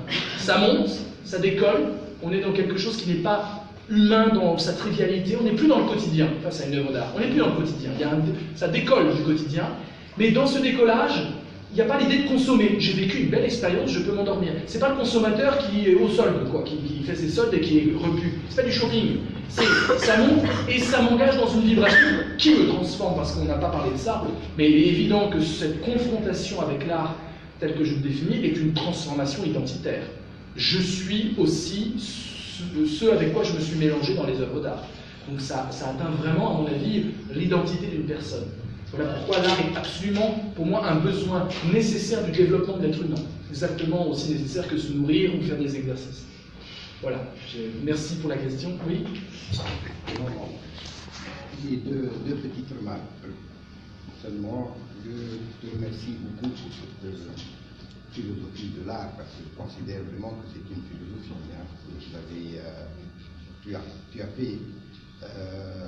as présenté trois concepts. Tu as argumenté des arguments vraiment philosophiques, raisonnés, une raison, et tu as illustré. Et le tout, ça s'appelle philosophie. Et donc tu as fait une philosophie de l'art. Alors pour moi, il y a deux questions. La première question, c'est que tu as bien choisi tes concepts. Tu as choisi 3 concepts qui ne sont pas réellement des concepts. Hein. Tu as choisi philosophiquement, disons, la menace d'extase et la création, qui ne sont pas considérées, disons, par la philosophie classique, comme des choses qui peuvent être transcendantes par rapport à la réflexion. Donc, tu es dans l'immanence, et donc tu as bien choisi finalement ces 3 termes. Donc, les concepts, plus ou moins tu as appelé concepts, donc, je pense qu'il vaut mieux les mettre entre parenthèses, parce qu'ils sont, si vous voulez, ils sont des moyens que tu as utilisés, très bien d'ailleurs, très bien analysés, c'est très convaincant, pour montrer finalement que c'est le rab qui fait que la création est possible. Donc et ça, pour pouvoir le comprendre, il faut donc utiliser la menace et l'extase comme concept. Ça, je suis d'accord. Ça, c'est le premier point. Je ne sais pas, est-ce qu'on a vraiment le droit en philosophie? Je ne sais pas. Toi, tu es né Nietzschéen, Deleuzien, un peu bergsonien, donc tu as su manipuler ces 3 concepts pour obtenir ce résultat qui est magnifique, et je suis tout à fait d'accord avec le résultat. Alors, deuxième chose, c'est ce que tu as appelé quand même la post-vérité. Moi, je ne suis pas tout à fait d'accord pour dire que la postmodernité peut être comprise comme si mensonge, ou peut englober le mensonge. C'est beaucoup plus compliqué, parce que tu sais très bien que Foucault, par exemple, a parlé du dire vrai. Le dire vrai est une forme de post-vérité, mais qui n'est pas la post-vérité qui existe actuellement. C'est le dire vrai, c'est une manière de dire que la vérité elle-même n'a plus de sens maintenant. Et donc, elle ne peut pas être considérée ni comme objectif, ni comme but, mais ce qui fait que l'homme parle et pense, c'est qu'il y a du dire vrai.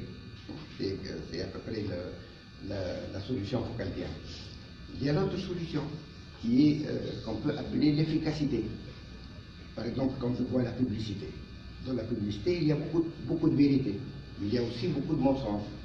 Mais ce qui compte pour la publicité, ce n'est ni le dire vrai, ni la vérité, mais c'est l'efficacité, pour que quelqu'un passe acheter le produit. La même chose, Trump lui-même, n'est-ce pas? Il peut dire vrai. Il peut dire vrai. Ce qui compte pour lui, ce n'est pas de dire la vérité elle-même, ce n'est pas de mentir, mais que le discours qu'il donne puisse être efficace sur la population. Donc la post-vérité, c'est un concept, c'est un nouveau concept qui ne remplace pas la vérité finalement, parce que la science, le scientifique a toujours besoin de vérité, mais qui donne lieu à ce que nous appelons maintenant le populisme politique, qu'on appelle le populisme industriel, le populisme politique, le populisme disons, de la vie quotidienne. C'est ça pour la post-vérité. Voilà ces 2 remarques. Oui, très intéressant. Oui, très Sur intéressant. mon professeur Fatih Triki, je suis très émue de cette belle communication sur la théorie du rap. Et je me sens vraiment dans le sentiment du sublime sur lequel j'ai beaucoup travaillé en arabe. J'ai même un ouvrage sur le sublime de Kant à Derrida, à partir de, bien sûr, toute l'histoire du sublime, à partir de l'engin, puis avec Burke, avec Kant, qui est plutôt le noyau, le principal de mon travail, de la philosophie du sublime en tant que tel. Et puis avec le Dionysos de Nietzsche, bien sûr, la tragédie, le tragique, l'esthétique tragique. Et avec Derrida, c'est-à-dire la théorie des parergones dans la vérité en peinture qui constitue un événement déconstructif très intéressant sur le plan philosophique et sur le plan artistique en même temps. C'est très beau de dire tout ça à la fois et de dire que c'est à partir aussi des machines désirantes de Deleuze et de tous les plateaux de ce gai savoir qui est déjà beaucoup travaillé par Nietzsche, mais ce qui m'inquiète et ce qui nous inquiète, parce que nous souffrons, si vous voulez, il y a une véritable souffrance chez nous, c'est ce problème du terrorisme. Je vais parler politique. Art et politique, le rapport, ce qui m'angoisse toujours, c'est le rapport, et je suis tout à fait d'accord avec mon professeur Fatih qui c'est très beau de dire les choses telles qu'elles sont comme ça, dans le gai savoir de Nietzsche, dans l'érotisme et dans la création au sens de Leusien et tout ça, mais de l'autre côté, il y a des problèmes actuels. Le rapport avec le terrorisme, ce rap de vie, ce surplus de vue, cette extase, tout ça à la fois. Est-ce que vous pensez que le terrorisme ne vient pas d'un manque de vie, de sentiment de vie qui devient peut-être très pauvre, très menacé? Il y a une fragilité de l'être, une insoutenabilité de la fragilité, pas de... si vous voulez, cette fragilité de l'être humain dans la mondialisation qui fait que ce phénomène de terrorisme menace, et nous sommes dans la menace. Est-ce que vous pensez que ces terroristes, mis à part la religion islamique ou c'est pas grave, ce n'est pas ça, mais c'est un problème politique, ce sont un problème de lobby, d'agenda politique, d'impérialisme et tout ça à la fois. Nous savons tous le jargon politique maintenant. Et le rapport avec ce rap de vie, est-ce qu'il y a un manque de vie ou chez ces individus qui deviennent comme ça, ils étaient des êtres humains normaux et avec le temps, à partir des lobbies bien sûr et de tout ça à la fois, ils deviennent des terroristes capables de faire mourir les gens, d'être des criminels et tout ça à la fois. Et c'est très angoissant pour le monde, pas pour les Arabes seulement et les musulmans peut-être. Mais ce sentiment de vie, est-ce que vraiment vous pensez que si l'art, est-ce que l'art peut vraiment peut-être intensifier ou combler les points de vide, les moments de vide, les moments de manque de vie, la pauvreté de vie, la fragilité humaine, et elle peut peut-être, c'est-à-dire l'art, il peut peut-être contribuer à se libérer ou à éduquer l'être humain autrement. C'est comme ça. Non, très simplement. Je prends et puis après je réponds. Merci. Je tiens, je répondrai après. Merci pour cette conférence. Je m'ennuie un peu.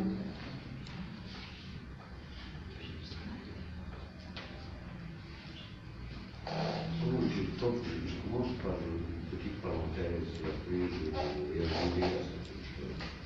La petite parenthèse, c'est que quand je vous écoutais, j'étais dans le concept, j'étais dans le mot, j'étais dans une dynamique de réflexion, j'étais dans la sémantique des livres, l'eau, l'écriture, la parole, la passion. Et j'étais pas ici. J'étais dans ce monde. Et puis des fois, je me retourne ici et je constate quelque chose qui me fait plaisir, mais qui m'horrifie ici. Ce qui me fait plaisir, c'est que il y a, je crois, 90% de femmes. Il y a 2 ans, je crois. Et les 2 qui sont en face. Non, il y a les responsables, bien sûr, et les gens d'ici. Et nous sommes d'un certain âge, des jeunes vieux, maintenant. Ça me fait plaisir d'être avec autant de femmes. Et ça modifie, ce sont les hommes.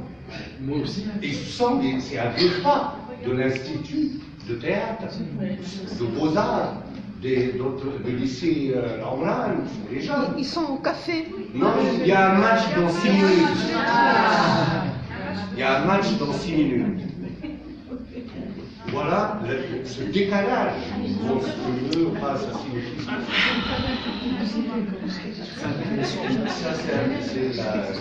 Donc, ce que j'ai vu aussi, c'est que quand vous parliez, à un moment, vous avez eu besoin intérieurement d'eau. Vous avez commencé à ouvrir, vous n'avez bu qu'à la fin de la conférence. C'est fou ça. Le temps, avec la nécessité, la réalisation de l'acte et l'expression de la nécessité. Enfin, ça, tout ça, mais c'était la parenthèse. Les réactions que j'ai... Moi, d'abord, ça va me servir, ça me sert pour ce que je fais. C'est-à-dire dans ma vie et sur le théâtre. Je crois qu'il y a un jeu un peu, excusez-moi le terme, pervers dans la théorie du rap. Et quand vous expliquez un rap phonétiquement et le rap en bon français dans le texte. Un rap avec l'article. L'article, c'est l'absolu, il y a une glorification d'un être inaccessible, enfin, c'est toute la série de Dieu. Et il y a comme un englissement dans le terme même de haram. Il y a une noblesse inaccessible. Et à la limite, qui te rappelle ta petitesse. Et dans le rap, moi j'ai été au Crous au 115 à Paris, j'ai vécu du rap. Et alors, on était dans une espèce de contradiction, dans un besoin de survie. On vivait dans le système communautaire avec 450 ans. On était 5 étudiants de théâtre. Donc on avait besoin d'aller attendre les autres qu'ils laissent. On vivait des restes. Le rap, pour nous, c'était les restes. Donc il y a comme une espèce d'humiliation à notre ego. Mais il y a la nécessité de survivre. Et du coup, qu'est-ce qui était prioritaire? Donc, il y a de la noblesse et il y a de la bassesse. Mais la bassesse porte la survie et la noblesse porte la mort, pour moi. C'est cette binôme, cette association, c'est ainsi que je l'approprie et qui mériterait un peu plus de méditation. Deuxième niveau d'intérêt pour moi, c'est l'œuvre-vie. La vie est porteuse de la signification de l'éphémère, du mouvement, du présent en déplacement. Et l'œuvre, c'est quelque chose qui se saisit, qui est achevé, c'est la fixité. C'est un autre territoire qui m'interpelle aussi. Parce que moi, je me plais à dire mes vis-à-vis, que ce soit en pâte, que ce soit dans la vie, que la plus belle œuvre de ma vie, c'est ma vie. Mais jusqu'à quel point c'est pas une arnaque provocatrice, enfin je m'arnaque moi-même dans ça. Tout le propos maintenant, peut-être qu'un lieu d'intérêt au niveau de la création que j'ai par rapport à ce que vous disiez, tout partait à l'origine du temps, de votre conférence, à l'origine des temps. Le terme clé, c'est l'insatisfaction. Quand on dit l'insatisfaction, la notion de création est réactionnelle. Et cette création visionnaire, qu'est-ce que vous en faites? Je vais me suffire à ça, parce que sinon... Fascinant. Le but, c'est ça, hein, le but de cette intervention, c'est que ça fasse écho et que vous l'appropriez, que ça m'épate d'avoir des échos comme ça. C'est magique et en lançant le mouvement du rabisme. Oui, sur le football, Gramsci qui dit on a fait de la liberté un ballon pour jouer au football. Ça en dit long sur effectivement à quoi servent cette messe cathartique mais qui ne produit rien, qui est stérile. Sensible, la post-vérité, oui, je la critiquais, j'ai peut-être pas insisté, mais c'était vraiment une critique, et tu as raison de pousser plus loin cette notion de critique. À chaque fois il y a un mot nouveau, on nous dit ça y est, c'est une ère nouvelle, c'est une révolution, et au bout du compte, effectivement, la philosophie a des concepts qui permettent d'appréhender la chose, mais ça montre quand même la panique qui doit être une panique commune entre les journalistes et les philosophes. La vérité, c'est précieux, il ne faut pas jouer avec. Et que si des individus jouent avec à des fins électoralistes ou à des fins de manipulation, la perversité, elle va être généralisée. Et j'ai l'impression qu'on va quand même vers cette généralisation. Et d'ailleurs, ça rejoint ce que vous disiez sur le terrorisme, où Fatih, tu dis très bien d'ailleurs que le premier terrorisme, c'est un terrorisme d'interprétation. C'est-à-dire on prend le texte et on l'interprète d'une façon à embrigader l'autre dans un seul sens et pas d'autre. Alors que l'art qui rend artiste, c'est une démultiplication du sens. Ce qui n'a qu'un sens n'en a pas. Pour qu'il y ait un vrai sens à quelque chose, il faut que ça soit un labyrinthe de sens. Et presque augmenter le labyrinthe. C'est dans la labyrinthisation du sens que le sens se crée. Et créer un mouvement artiste, c'est ça, c'est d'augmenter le foisonnement de sens. Je crois vraiment que la réflexion, si je dois unifier un peu tout ce qui a été dit de passionnant, c'est une réflexion aussi sur... Comment ? Non, ah, pardon, désolé. C'est une réflexion, je suis très réactif, je suis très avide de votre parole. C'est une réflexion sur le sentiment de la valeur de la vie. Je crois vraiment que c'est le sentiment de la valeur de la vie. Est-ce que ma vie a plus de valeur quand je vibre d'un match de football? Est-ce que ma vie a plus de valeur quand je m'engage alors que la société ne veut pas de moi? Je m'engage avec des gens qui me disent « j'ai besoin de toi ». Et bien sûr, ils me mentent. Bien sûr, on est dans le fallacieux et dans le mensonge. Mais n'empêche qu'on a des jeunes qui ont soif d'entendre des adultes et une société qui lui dit « j'ai besoin de toi ». Cette phrase « j'ai besoin de toi », c'est tout ce que demande la jeunesse. Tout ce que demande la jeunesse. Elle demande aux professeurs un « j'ai besoin de toi », à la société un « j'ai besoin de toi ». Et cette gourmandise pour la jeunesse en a pas. Et en France d'ailleurs, ça prend peut-être pas une forme, mais il y a un vrai problème à ce niveau-là. Et donc, ce que peut proposer l'art, c'est aussi de proposer aux jeunes un « j'ai besoin de toi ». L'art peut proposer à la jeunesse un « j'ai besoin de toi ». J'ai besoin de toi en tant que spectateur actif. J'ai besoin de toi en tant qu'artiste. J'ai besoin de toi en tant que quelqu'un qui aurait un point de vue depuis sa sensibilité, sa jeunesse, qui ne serait pas une fragilité, mais qui serait au contraire une puissance.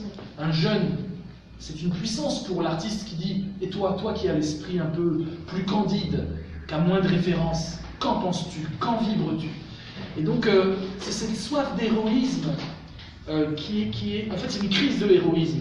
Politiquement, c'est une crise de l'héroïsme. Des jeunes qui sont en plus très incités à devenir des héros. Les jeux vidéo, c'est tu es le héros du jeu vidéo. Tu sauves un monde entier à toi tout seul. Tu tues tout le monde, parce qu'il y a des jeux vidéo aussi comme ça, mais il y a l'idée que tu es le héros. Tout est présenté en termes de télé-réalité. À chaque fois, on prend des individus absolument communs et insignifiants et on en fait des héros. Que ce soit un film Pixar ou, je sais pas, Tous en scène, où on voit des gens et hop, ils deviennent des héros.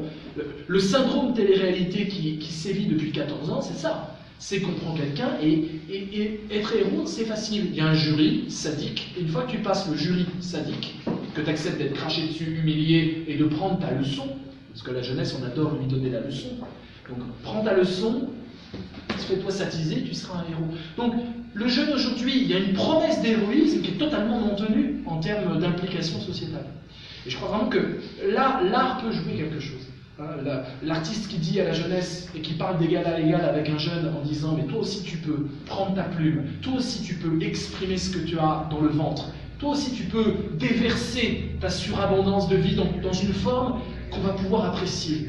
Il y a beaucoup, je suis très sensible à ça, des analyses sociologiques sur les homosexuels qui montrent comment le métier théâtral peut les attirer parce qu'ils y trouvent là un endroit de reconnaissance et même de prestige, alors que dans des sociétés extrêmement dures, patriarcales, etc., c'est totalement prohibé et totalement tabou. Eddie Bellegueule, par exemple, on a lu à la nuit des idées, Eddie Bellegueule, c'est ce roman-là, justement. C'est tout d'un coup, il raconte comment, sur scène, la tare que la société lui désignait est complètement effacée parce qu'il produit une œuvre. il produit, il se produit, et il est applaudi, et on dit son nom, et non pas sale pédé, etc. On ne cesse de l'insulter. Voilà. Cette fierté que l'œuvre d'art promet à celui qui peut sortir son âme, avoir ce supplément d'âme, voilà comment je peux unifier le divin et le rab, la noblesse et l'humiliation. C'est un supplément d'âme que promet l'âme. L'art véritable produit un supplément d'âme. Et donc je pense vraiment que là il y a un discours à avoir et des actes à avoir de partage, mais je sais que vous êtes actifs, il y a plein de sociétés, d'associations en Tunisie, après la Révolution, qui se sont dit, la culture et l'art, il faut, j'ai même été moi-même invité au centre Haddad, etc., à parler de l'ambition de l'artiste pour les jeunes, donc je pense que ce qui manque, il y a ça, il y a cette ébullition, il y a les jeunes qui veulent être artistes, qui comprennent que mieux vaut être sur scène que d'être d'être victime de ceux qui promettent un héroïsme de pacotille. Mais ce qui manque, c'est véritablement un courant intellectuel, physique, corporel, supplément d'âme et supplément de corps, qui coordonne les énergies. Il manque cette... Je sais presque que je parle comme un trotskiste là, mais je crois qu'il manque quelque chose de l'ordre d'une organisation qui serait une organisation bien sûr improvisée et décentralisée. Vous l'avez en Tunisie. Je crois que la FTCA, vous connaissez un peu la FIFAC, ceux qui organisent la FIFAC. Non, ça vous parle un peu? Oui, mais je ne joue pas vraiment ce rôle.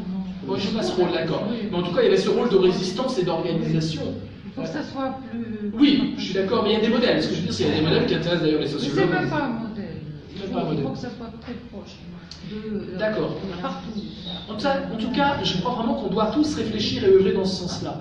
Essayons, non pas de créer un mouvement, mais essayons de créer la possibilité d'un mouvement artistique. Oui, pourquoi pas un mouvement? En coordonnant, mais on ne sait pas ce qui sort du chapeau, mais mettons-nous dans le, je dirais, dans le creuset de l'alchimiste, faisons justement la possibilité, écoutez, c'est très simple, vous coordonnez un philosophe, des artistes, ou des philosophes, des artistes, et un public qui est gourmand de tout ça, et ça crée un mouvement. Il faut juste qu'il y ait des répétitions, durable. Il faut juste durable, pas une fois, mais durable.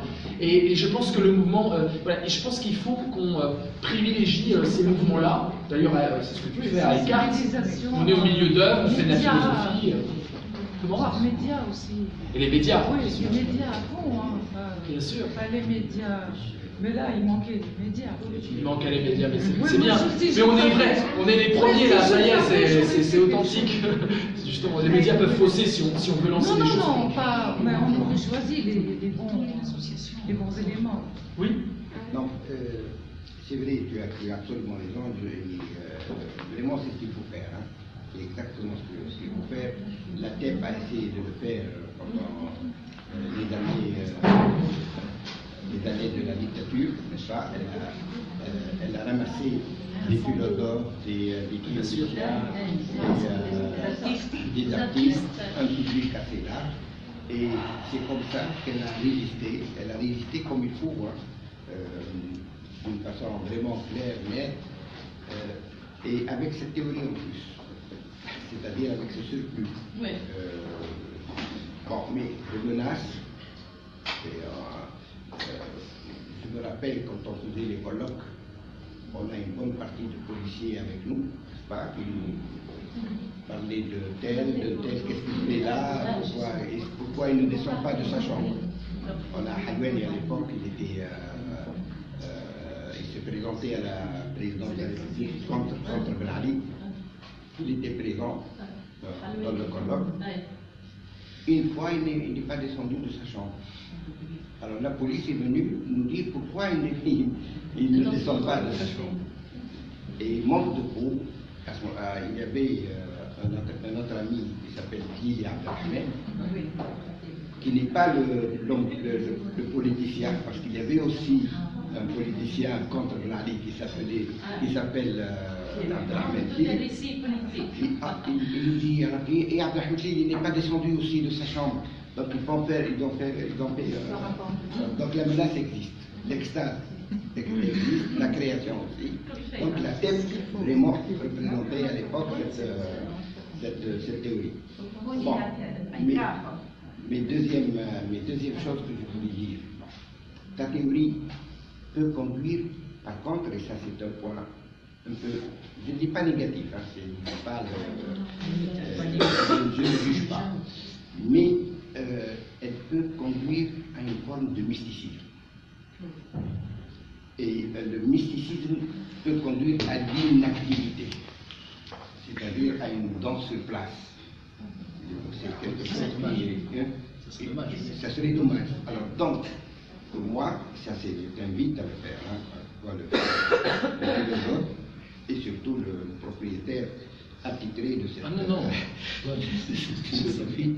Donc il faut trouver des balises, à mon avis, des balises pour que cette forme d'extase et de création ne conduise pas à l'inactivité. Se traduit en mouvement artistique. Se traduit en mouvement artistique, un mouvement créatif permanent, et non pas un mysticisme. Oui, tu as raison, et je crois que c'est la notion d'ouverture qui aide à ça. Parce que très vite lorsqu'on est dans la menace, l'extase, etc., on crée de la secte très facilement. On crée de l'entre-soi.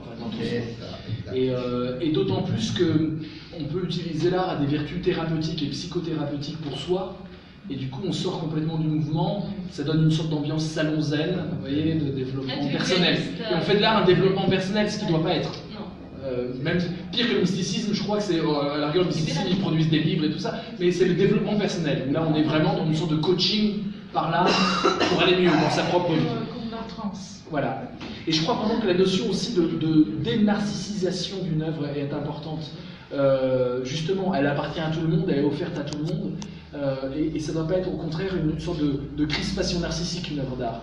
C'est-à-dire qu'il faut que les individus confrontés à l'art ne soient pas encore plus narcissiques que quand ils n'étaient pas confrontés. Et au contraire, sortent un peu de leur ego, sortons un peu de la culture du narcissisme, justement, comme disait Christophe. Un forme de résistance, ça doit être là.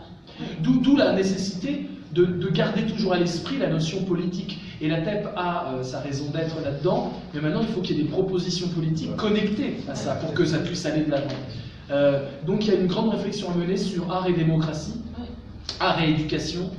Il y a des chantiers, hein. Il y a une grande réflexion à mener sur l'héroïsme, justement, en disant l'art peut produire, je peux produire ma propre valeur à travers l'art et dans le lien aux autres.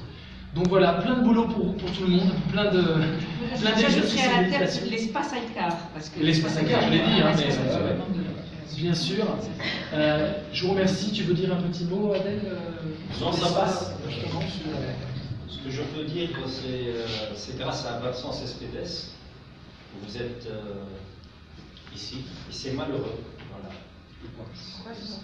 Non, c'est malheureux que les Tunisiens, quelques Tunisiens ne savent pas qu'il y a tout un mouvement d'art et de réflexion alternative dans des espaces non connus par quelques-uns et connus par d'autres. Ce que je peux dire, c'est que le peuple réellement n'existe pas, il y a les masses. Et parfois, on a besoin d'inviter l'autre pour que une certaine catégorie des Tunisiens viennent pour ces espaces que je peux dire ce sont des lieux de rencontre, mais des lieux de vie. Ce sont des espaces dans la vie. Mais c'est j'en بالعربي شوية فما والله بالحق كل ما تجي une rencontre avec Vincent j'écoute des choses مثلا يقول لك شبيه بعيد. Votre espace il est trop loin. Excusez-moi de vous interrompre, moi je suis membre de l'OTEDAF. Je leur ai demandé ce matin c'est où l'espace Alcar. Vous êtes dans la même rue, ils ne savent même pas que vous êtes là. C'est dans la vie et bien entouré par des espaces. À part ça, il y a beaucoup d'associations.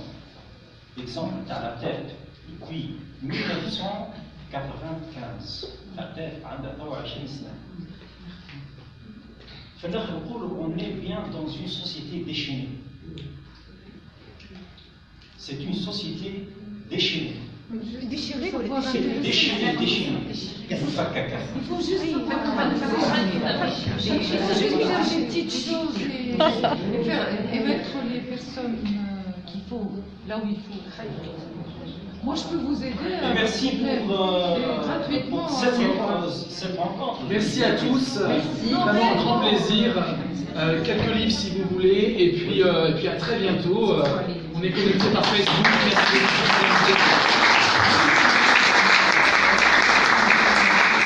Et bon rap à tous.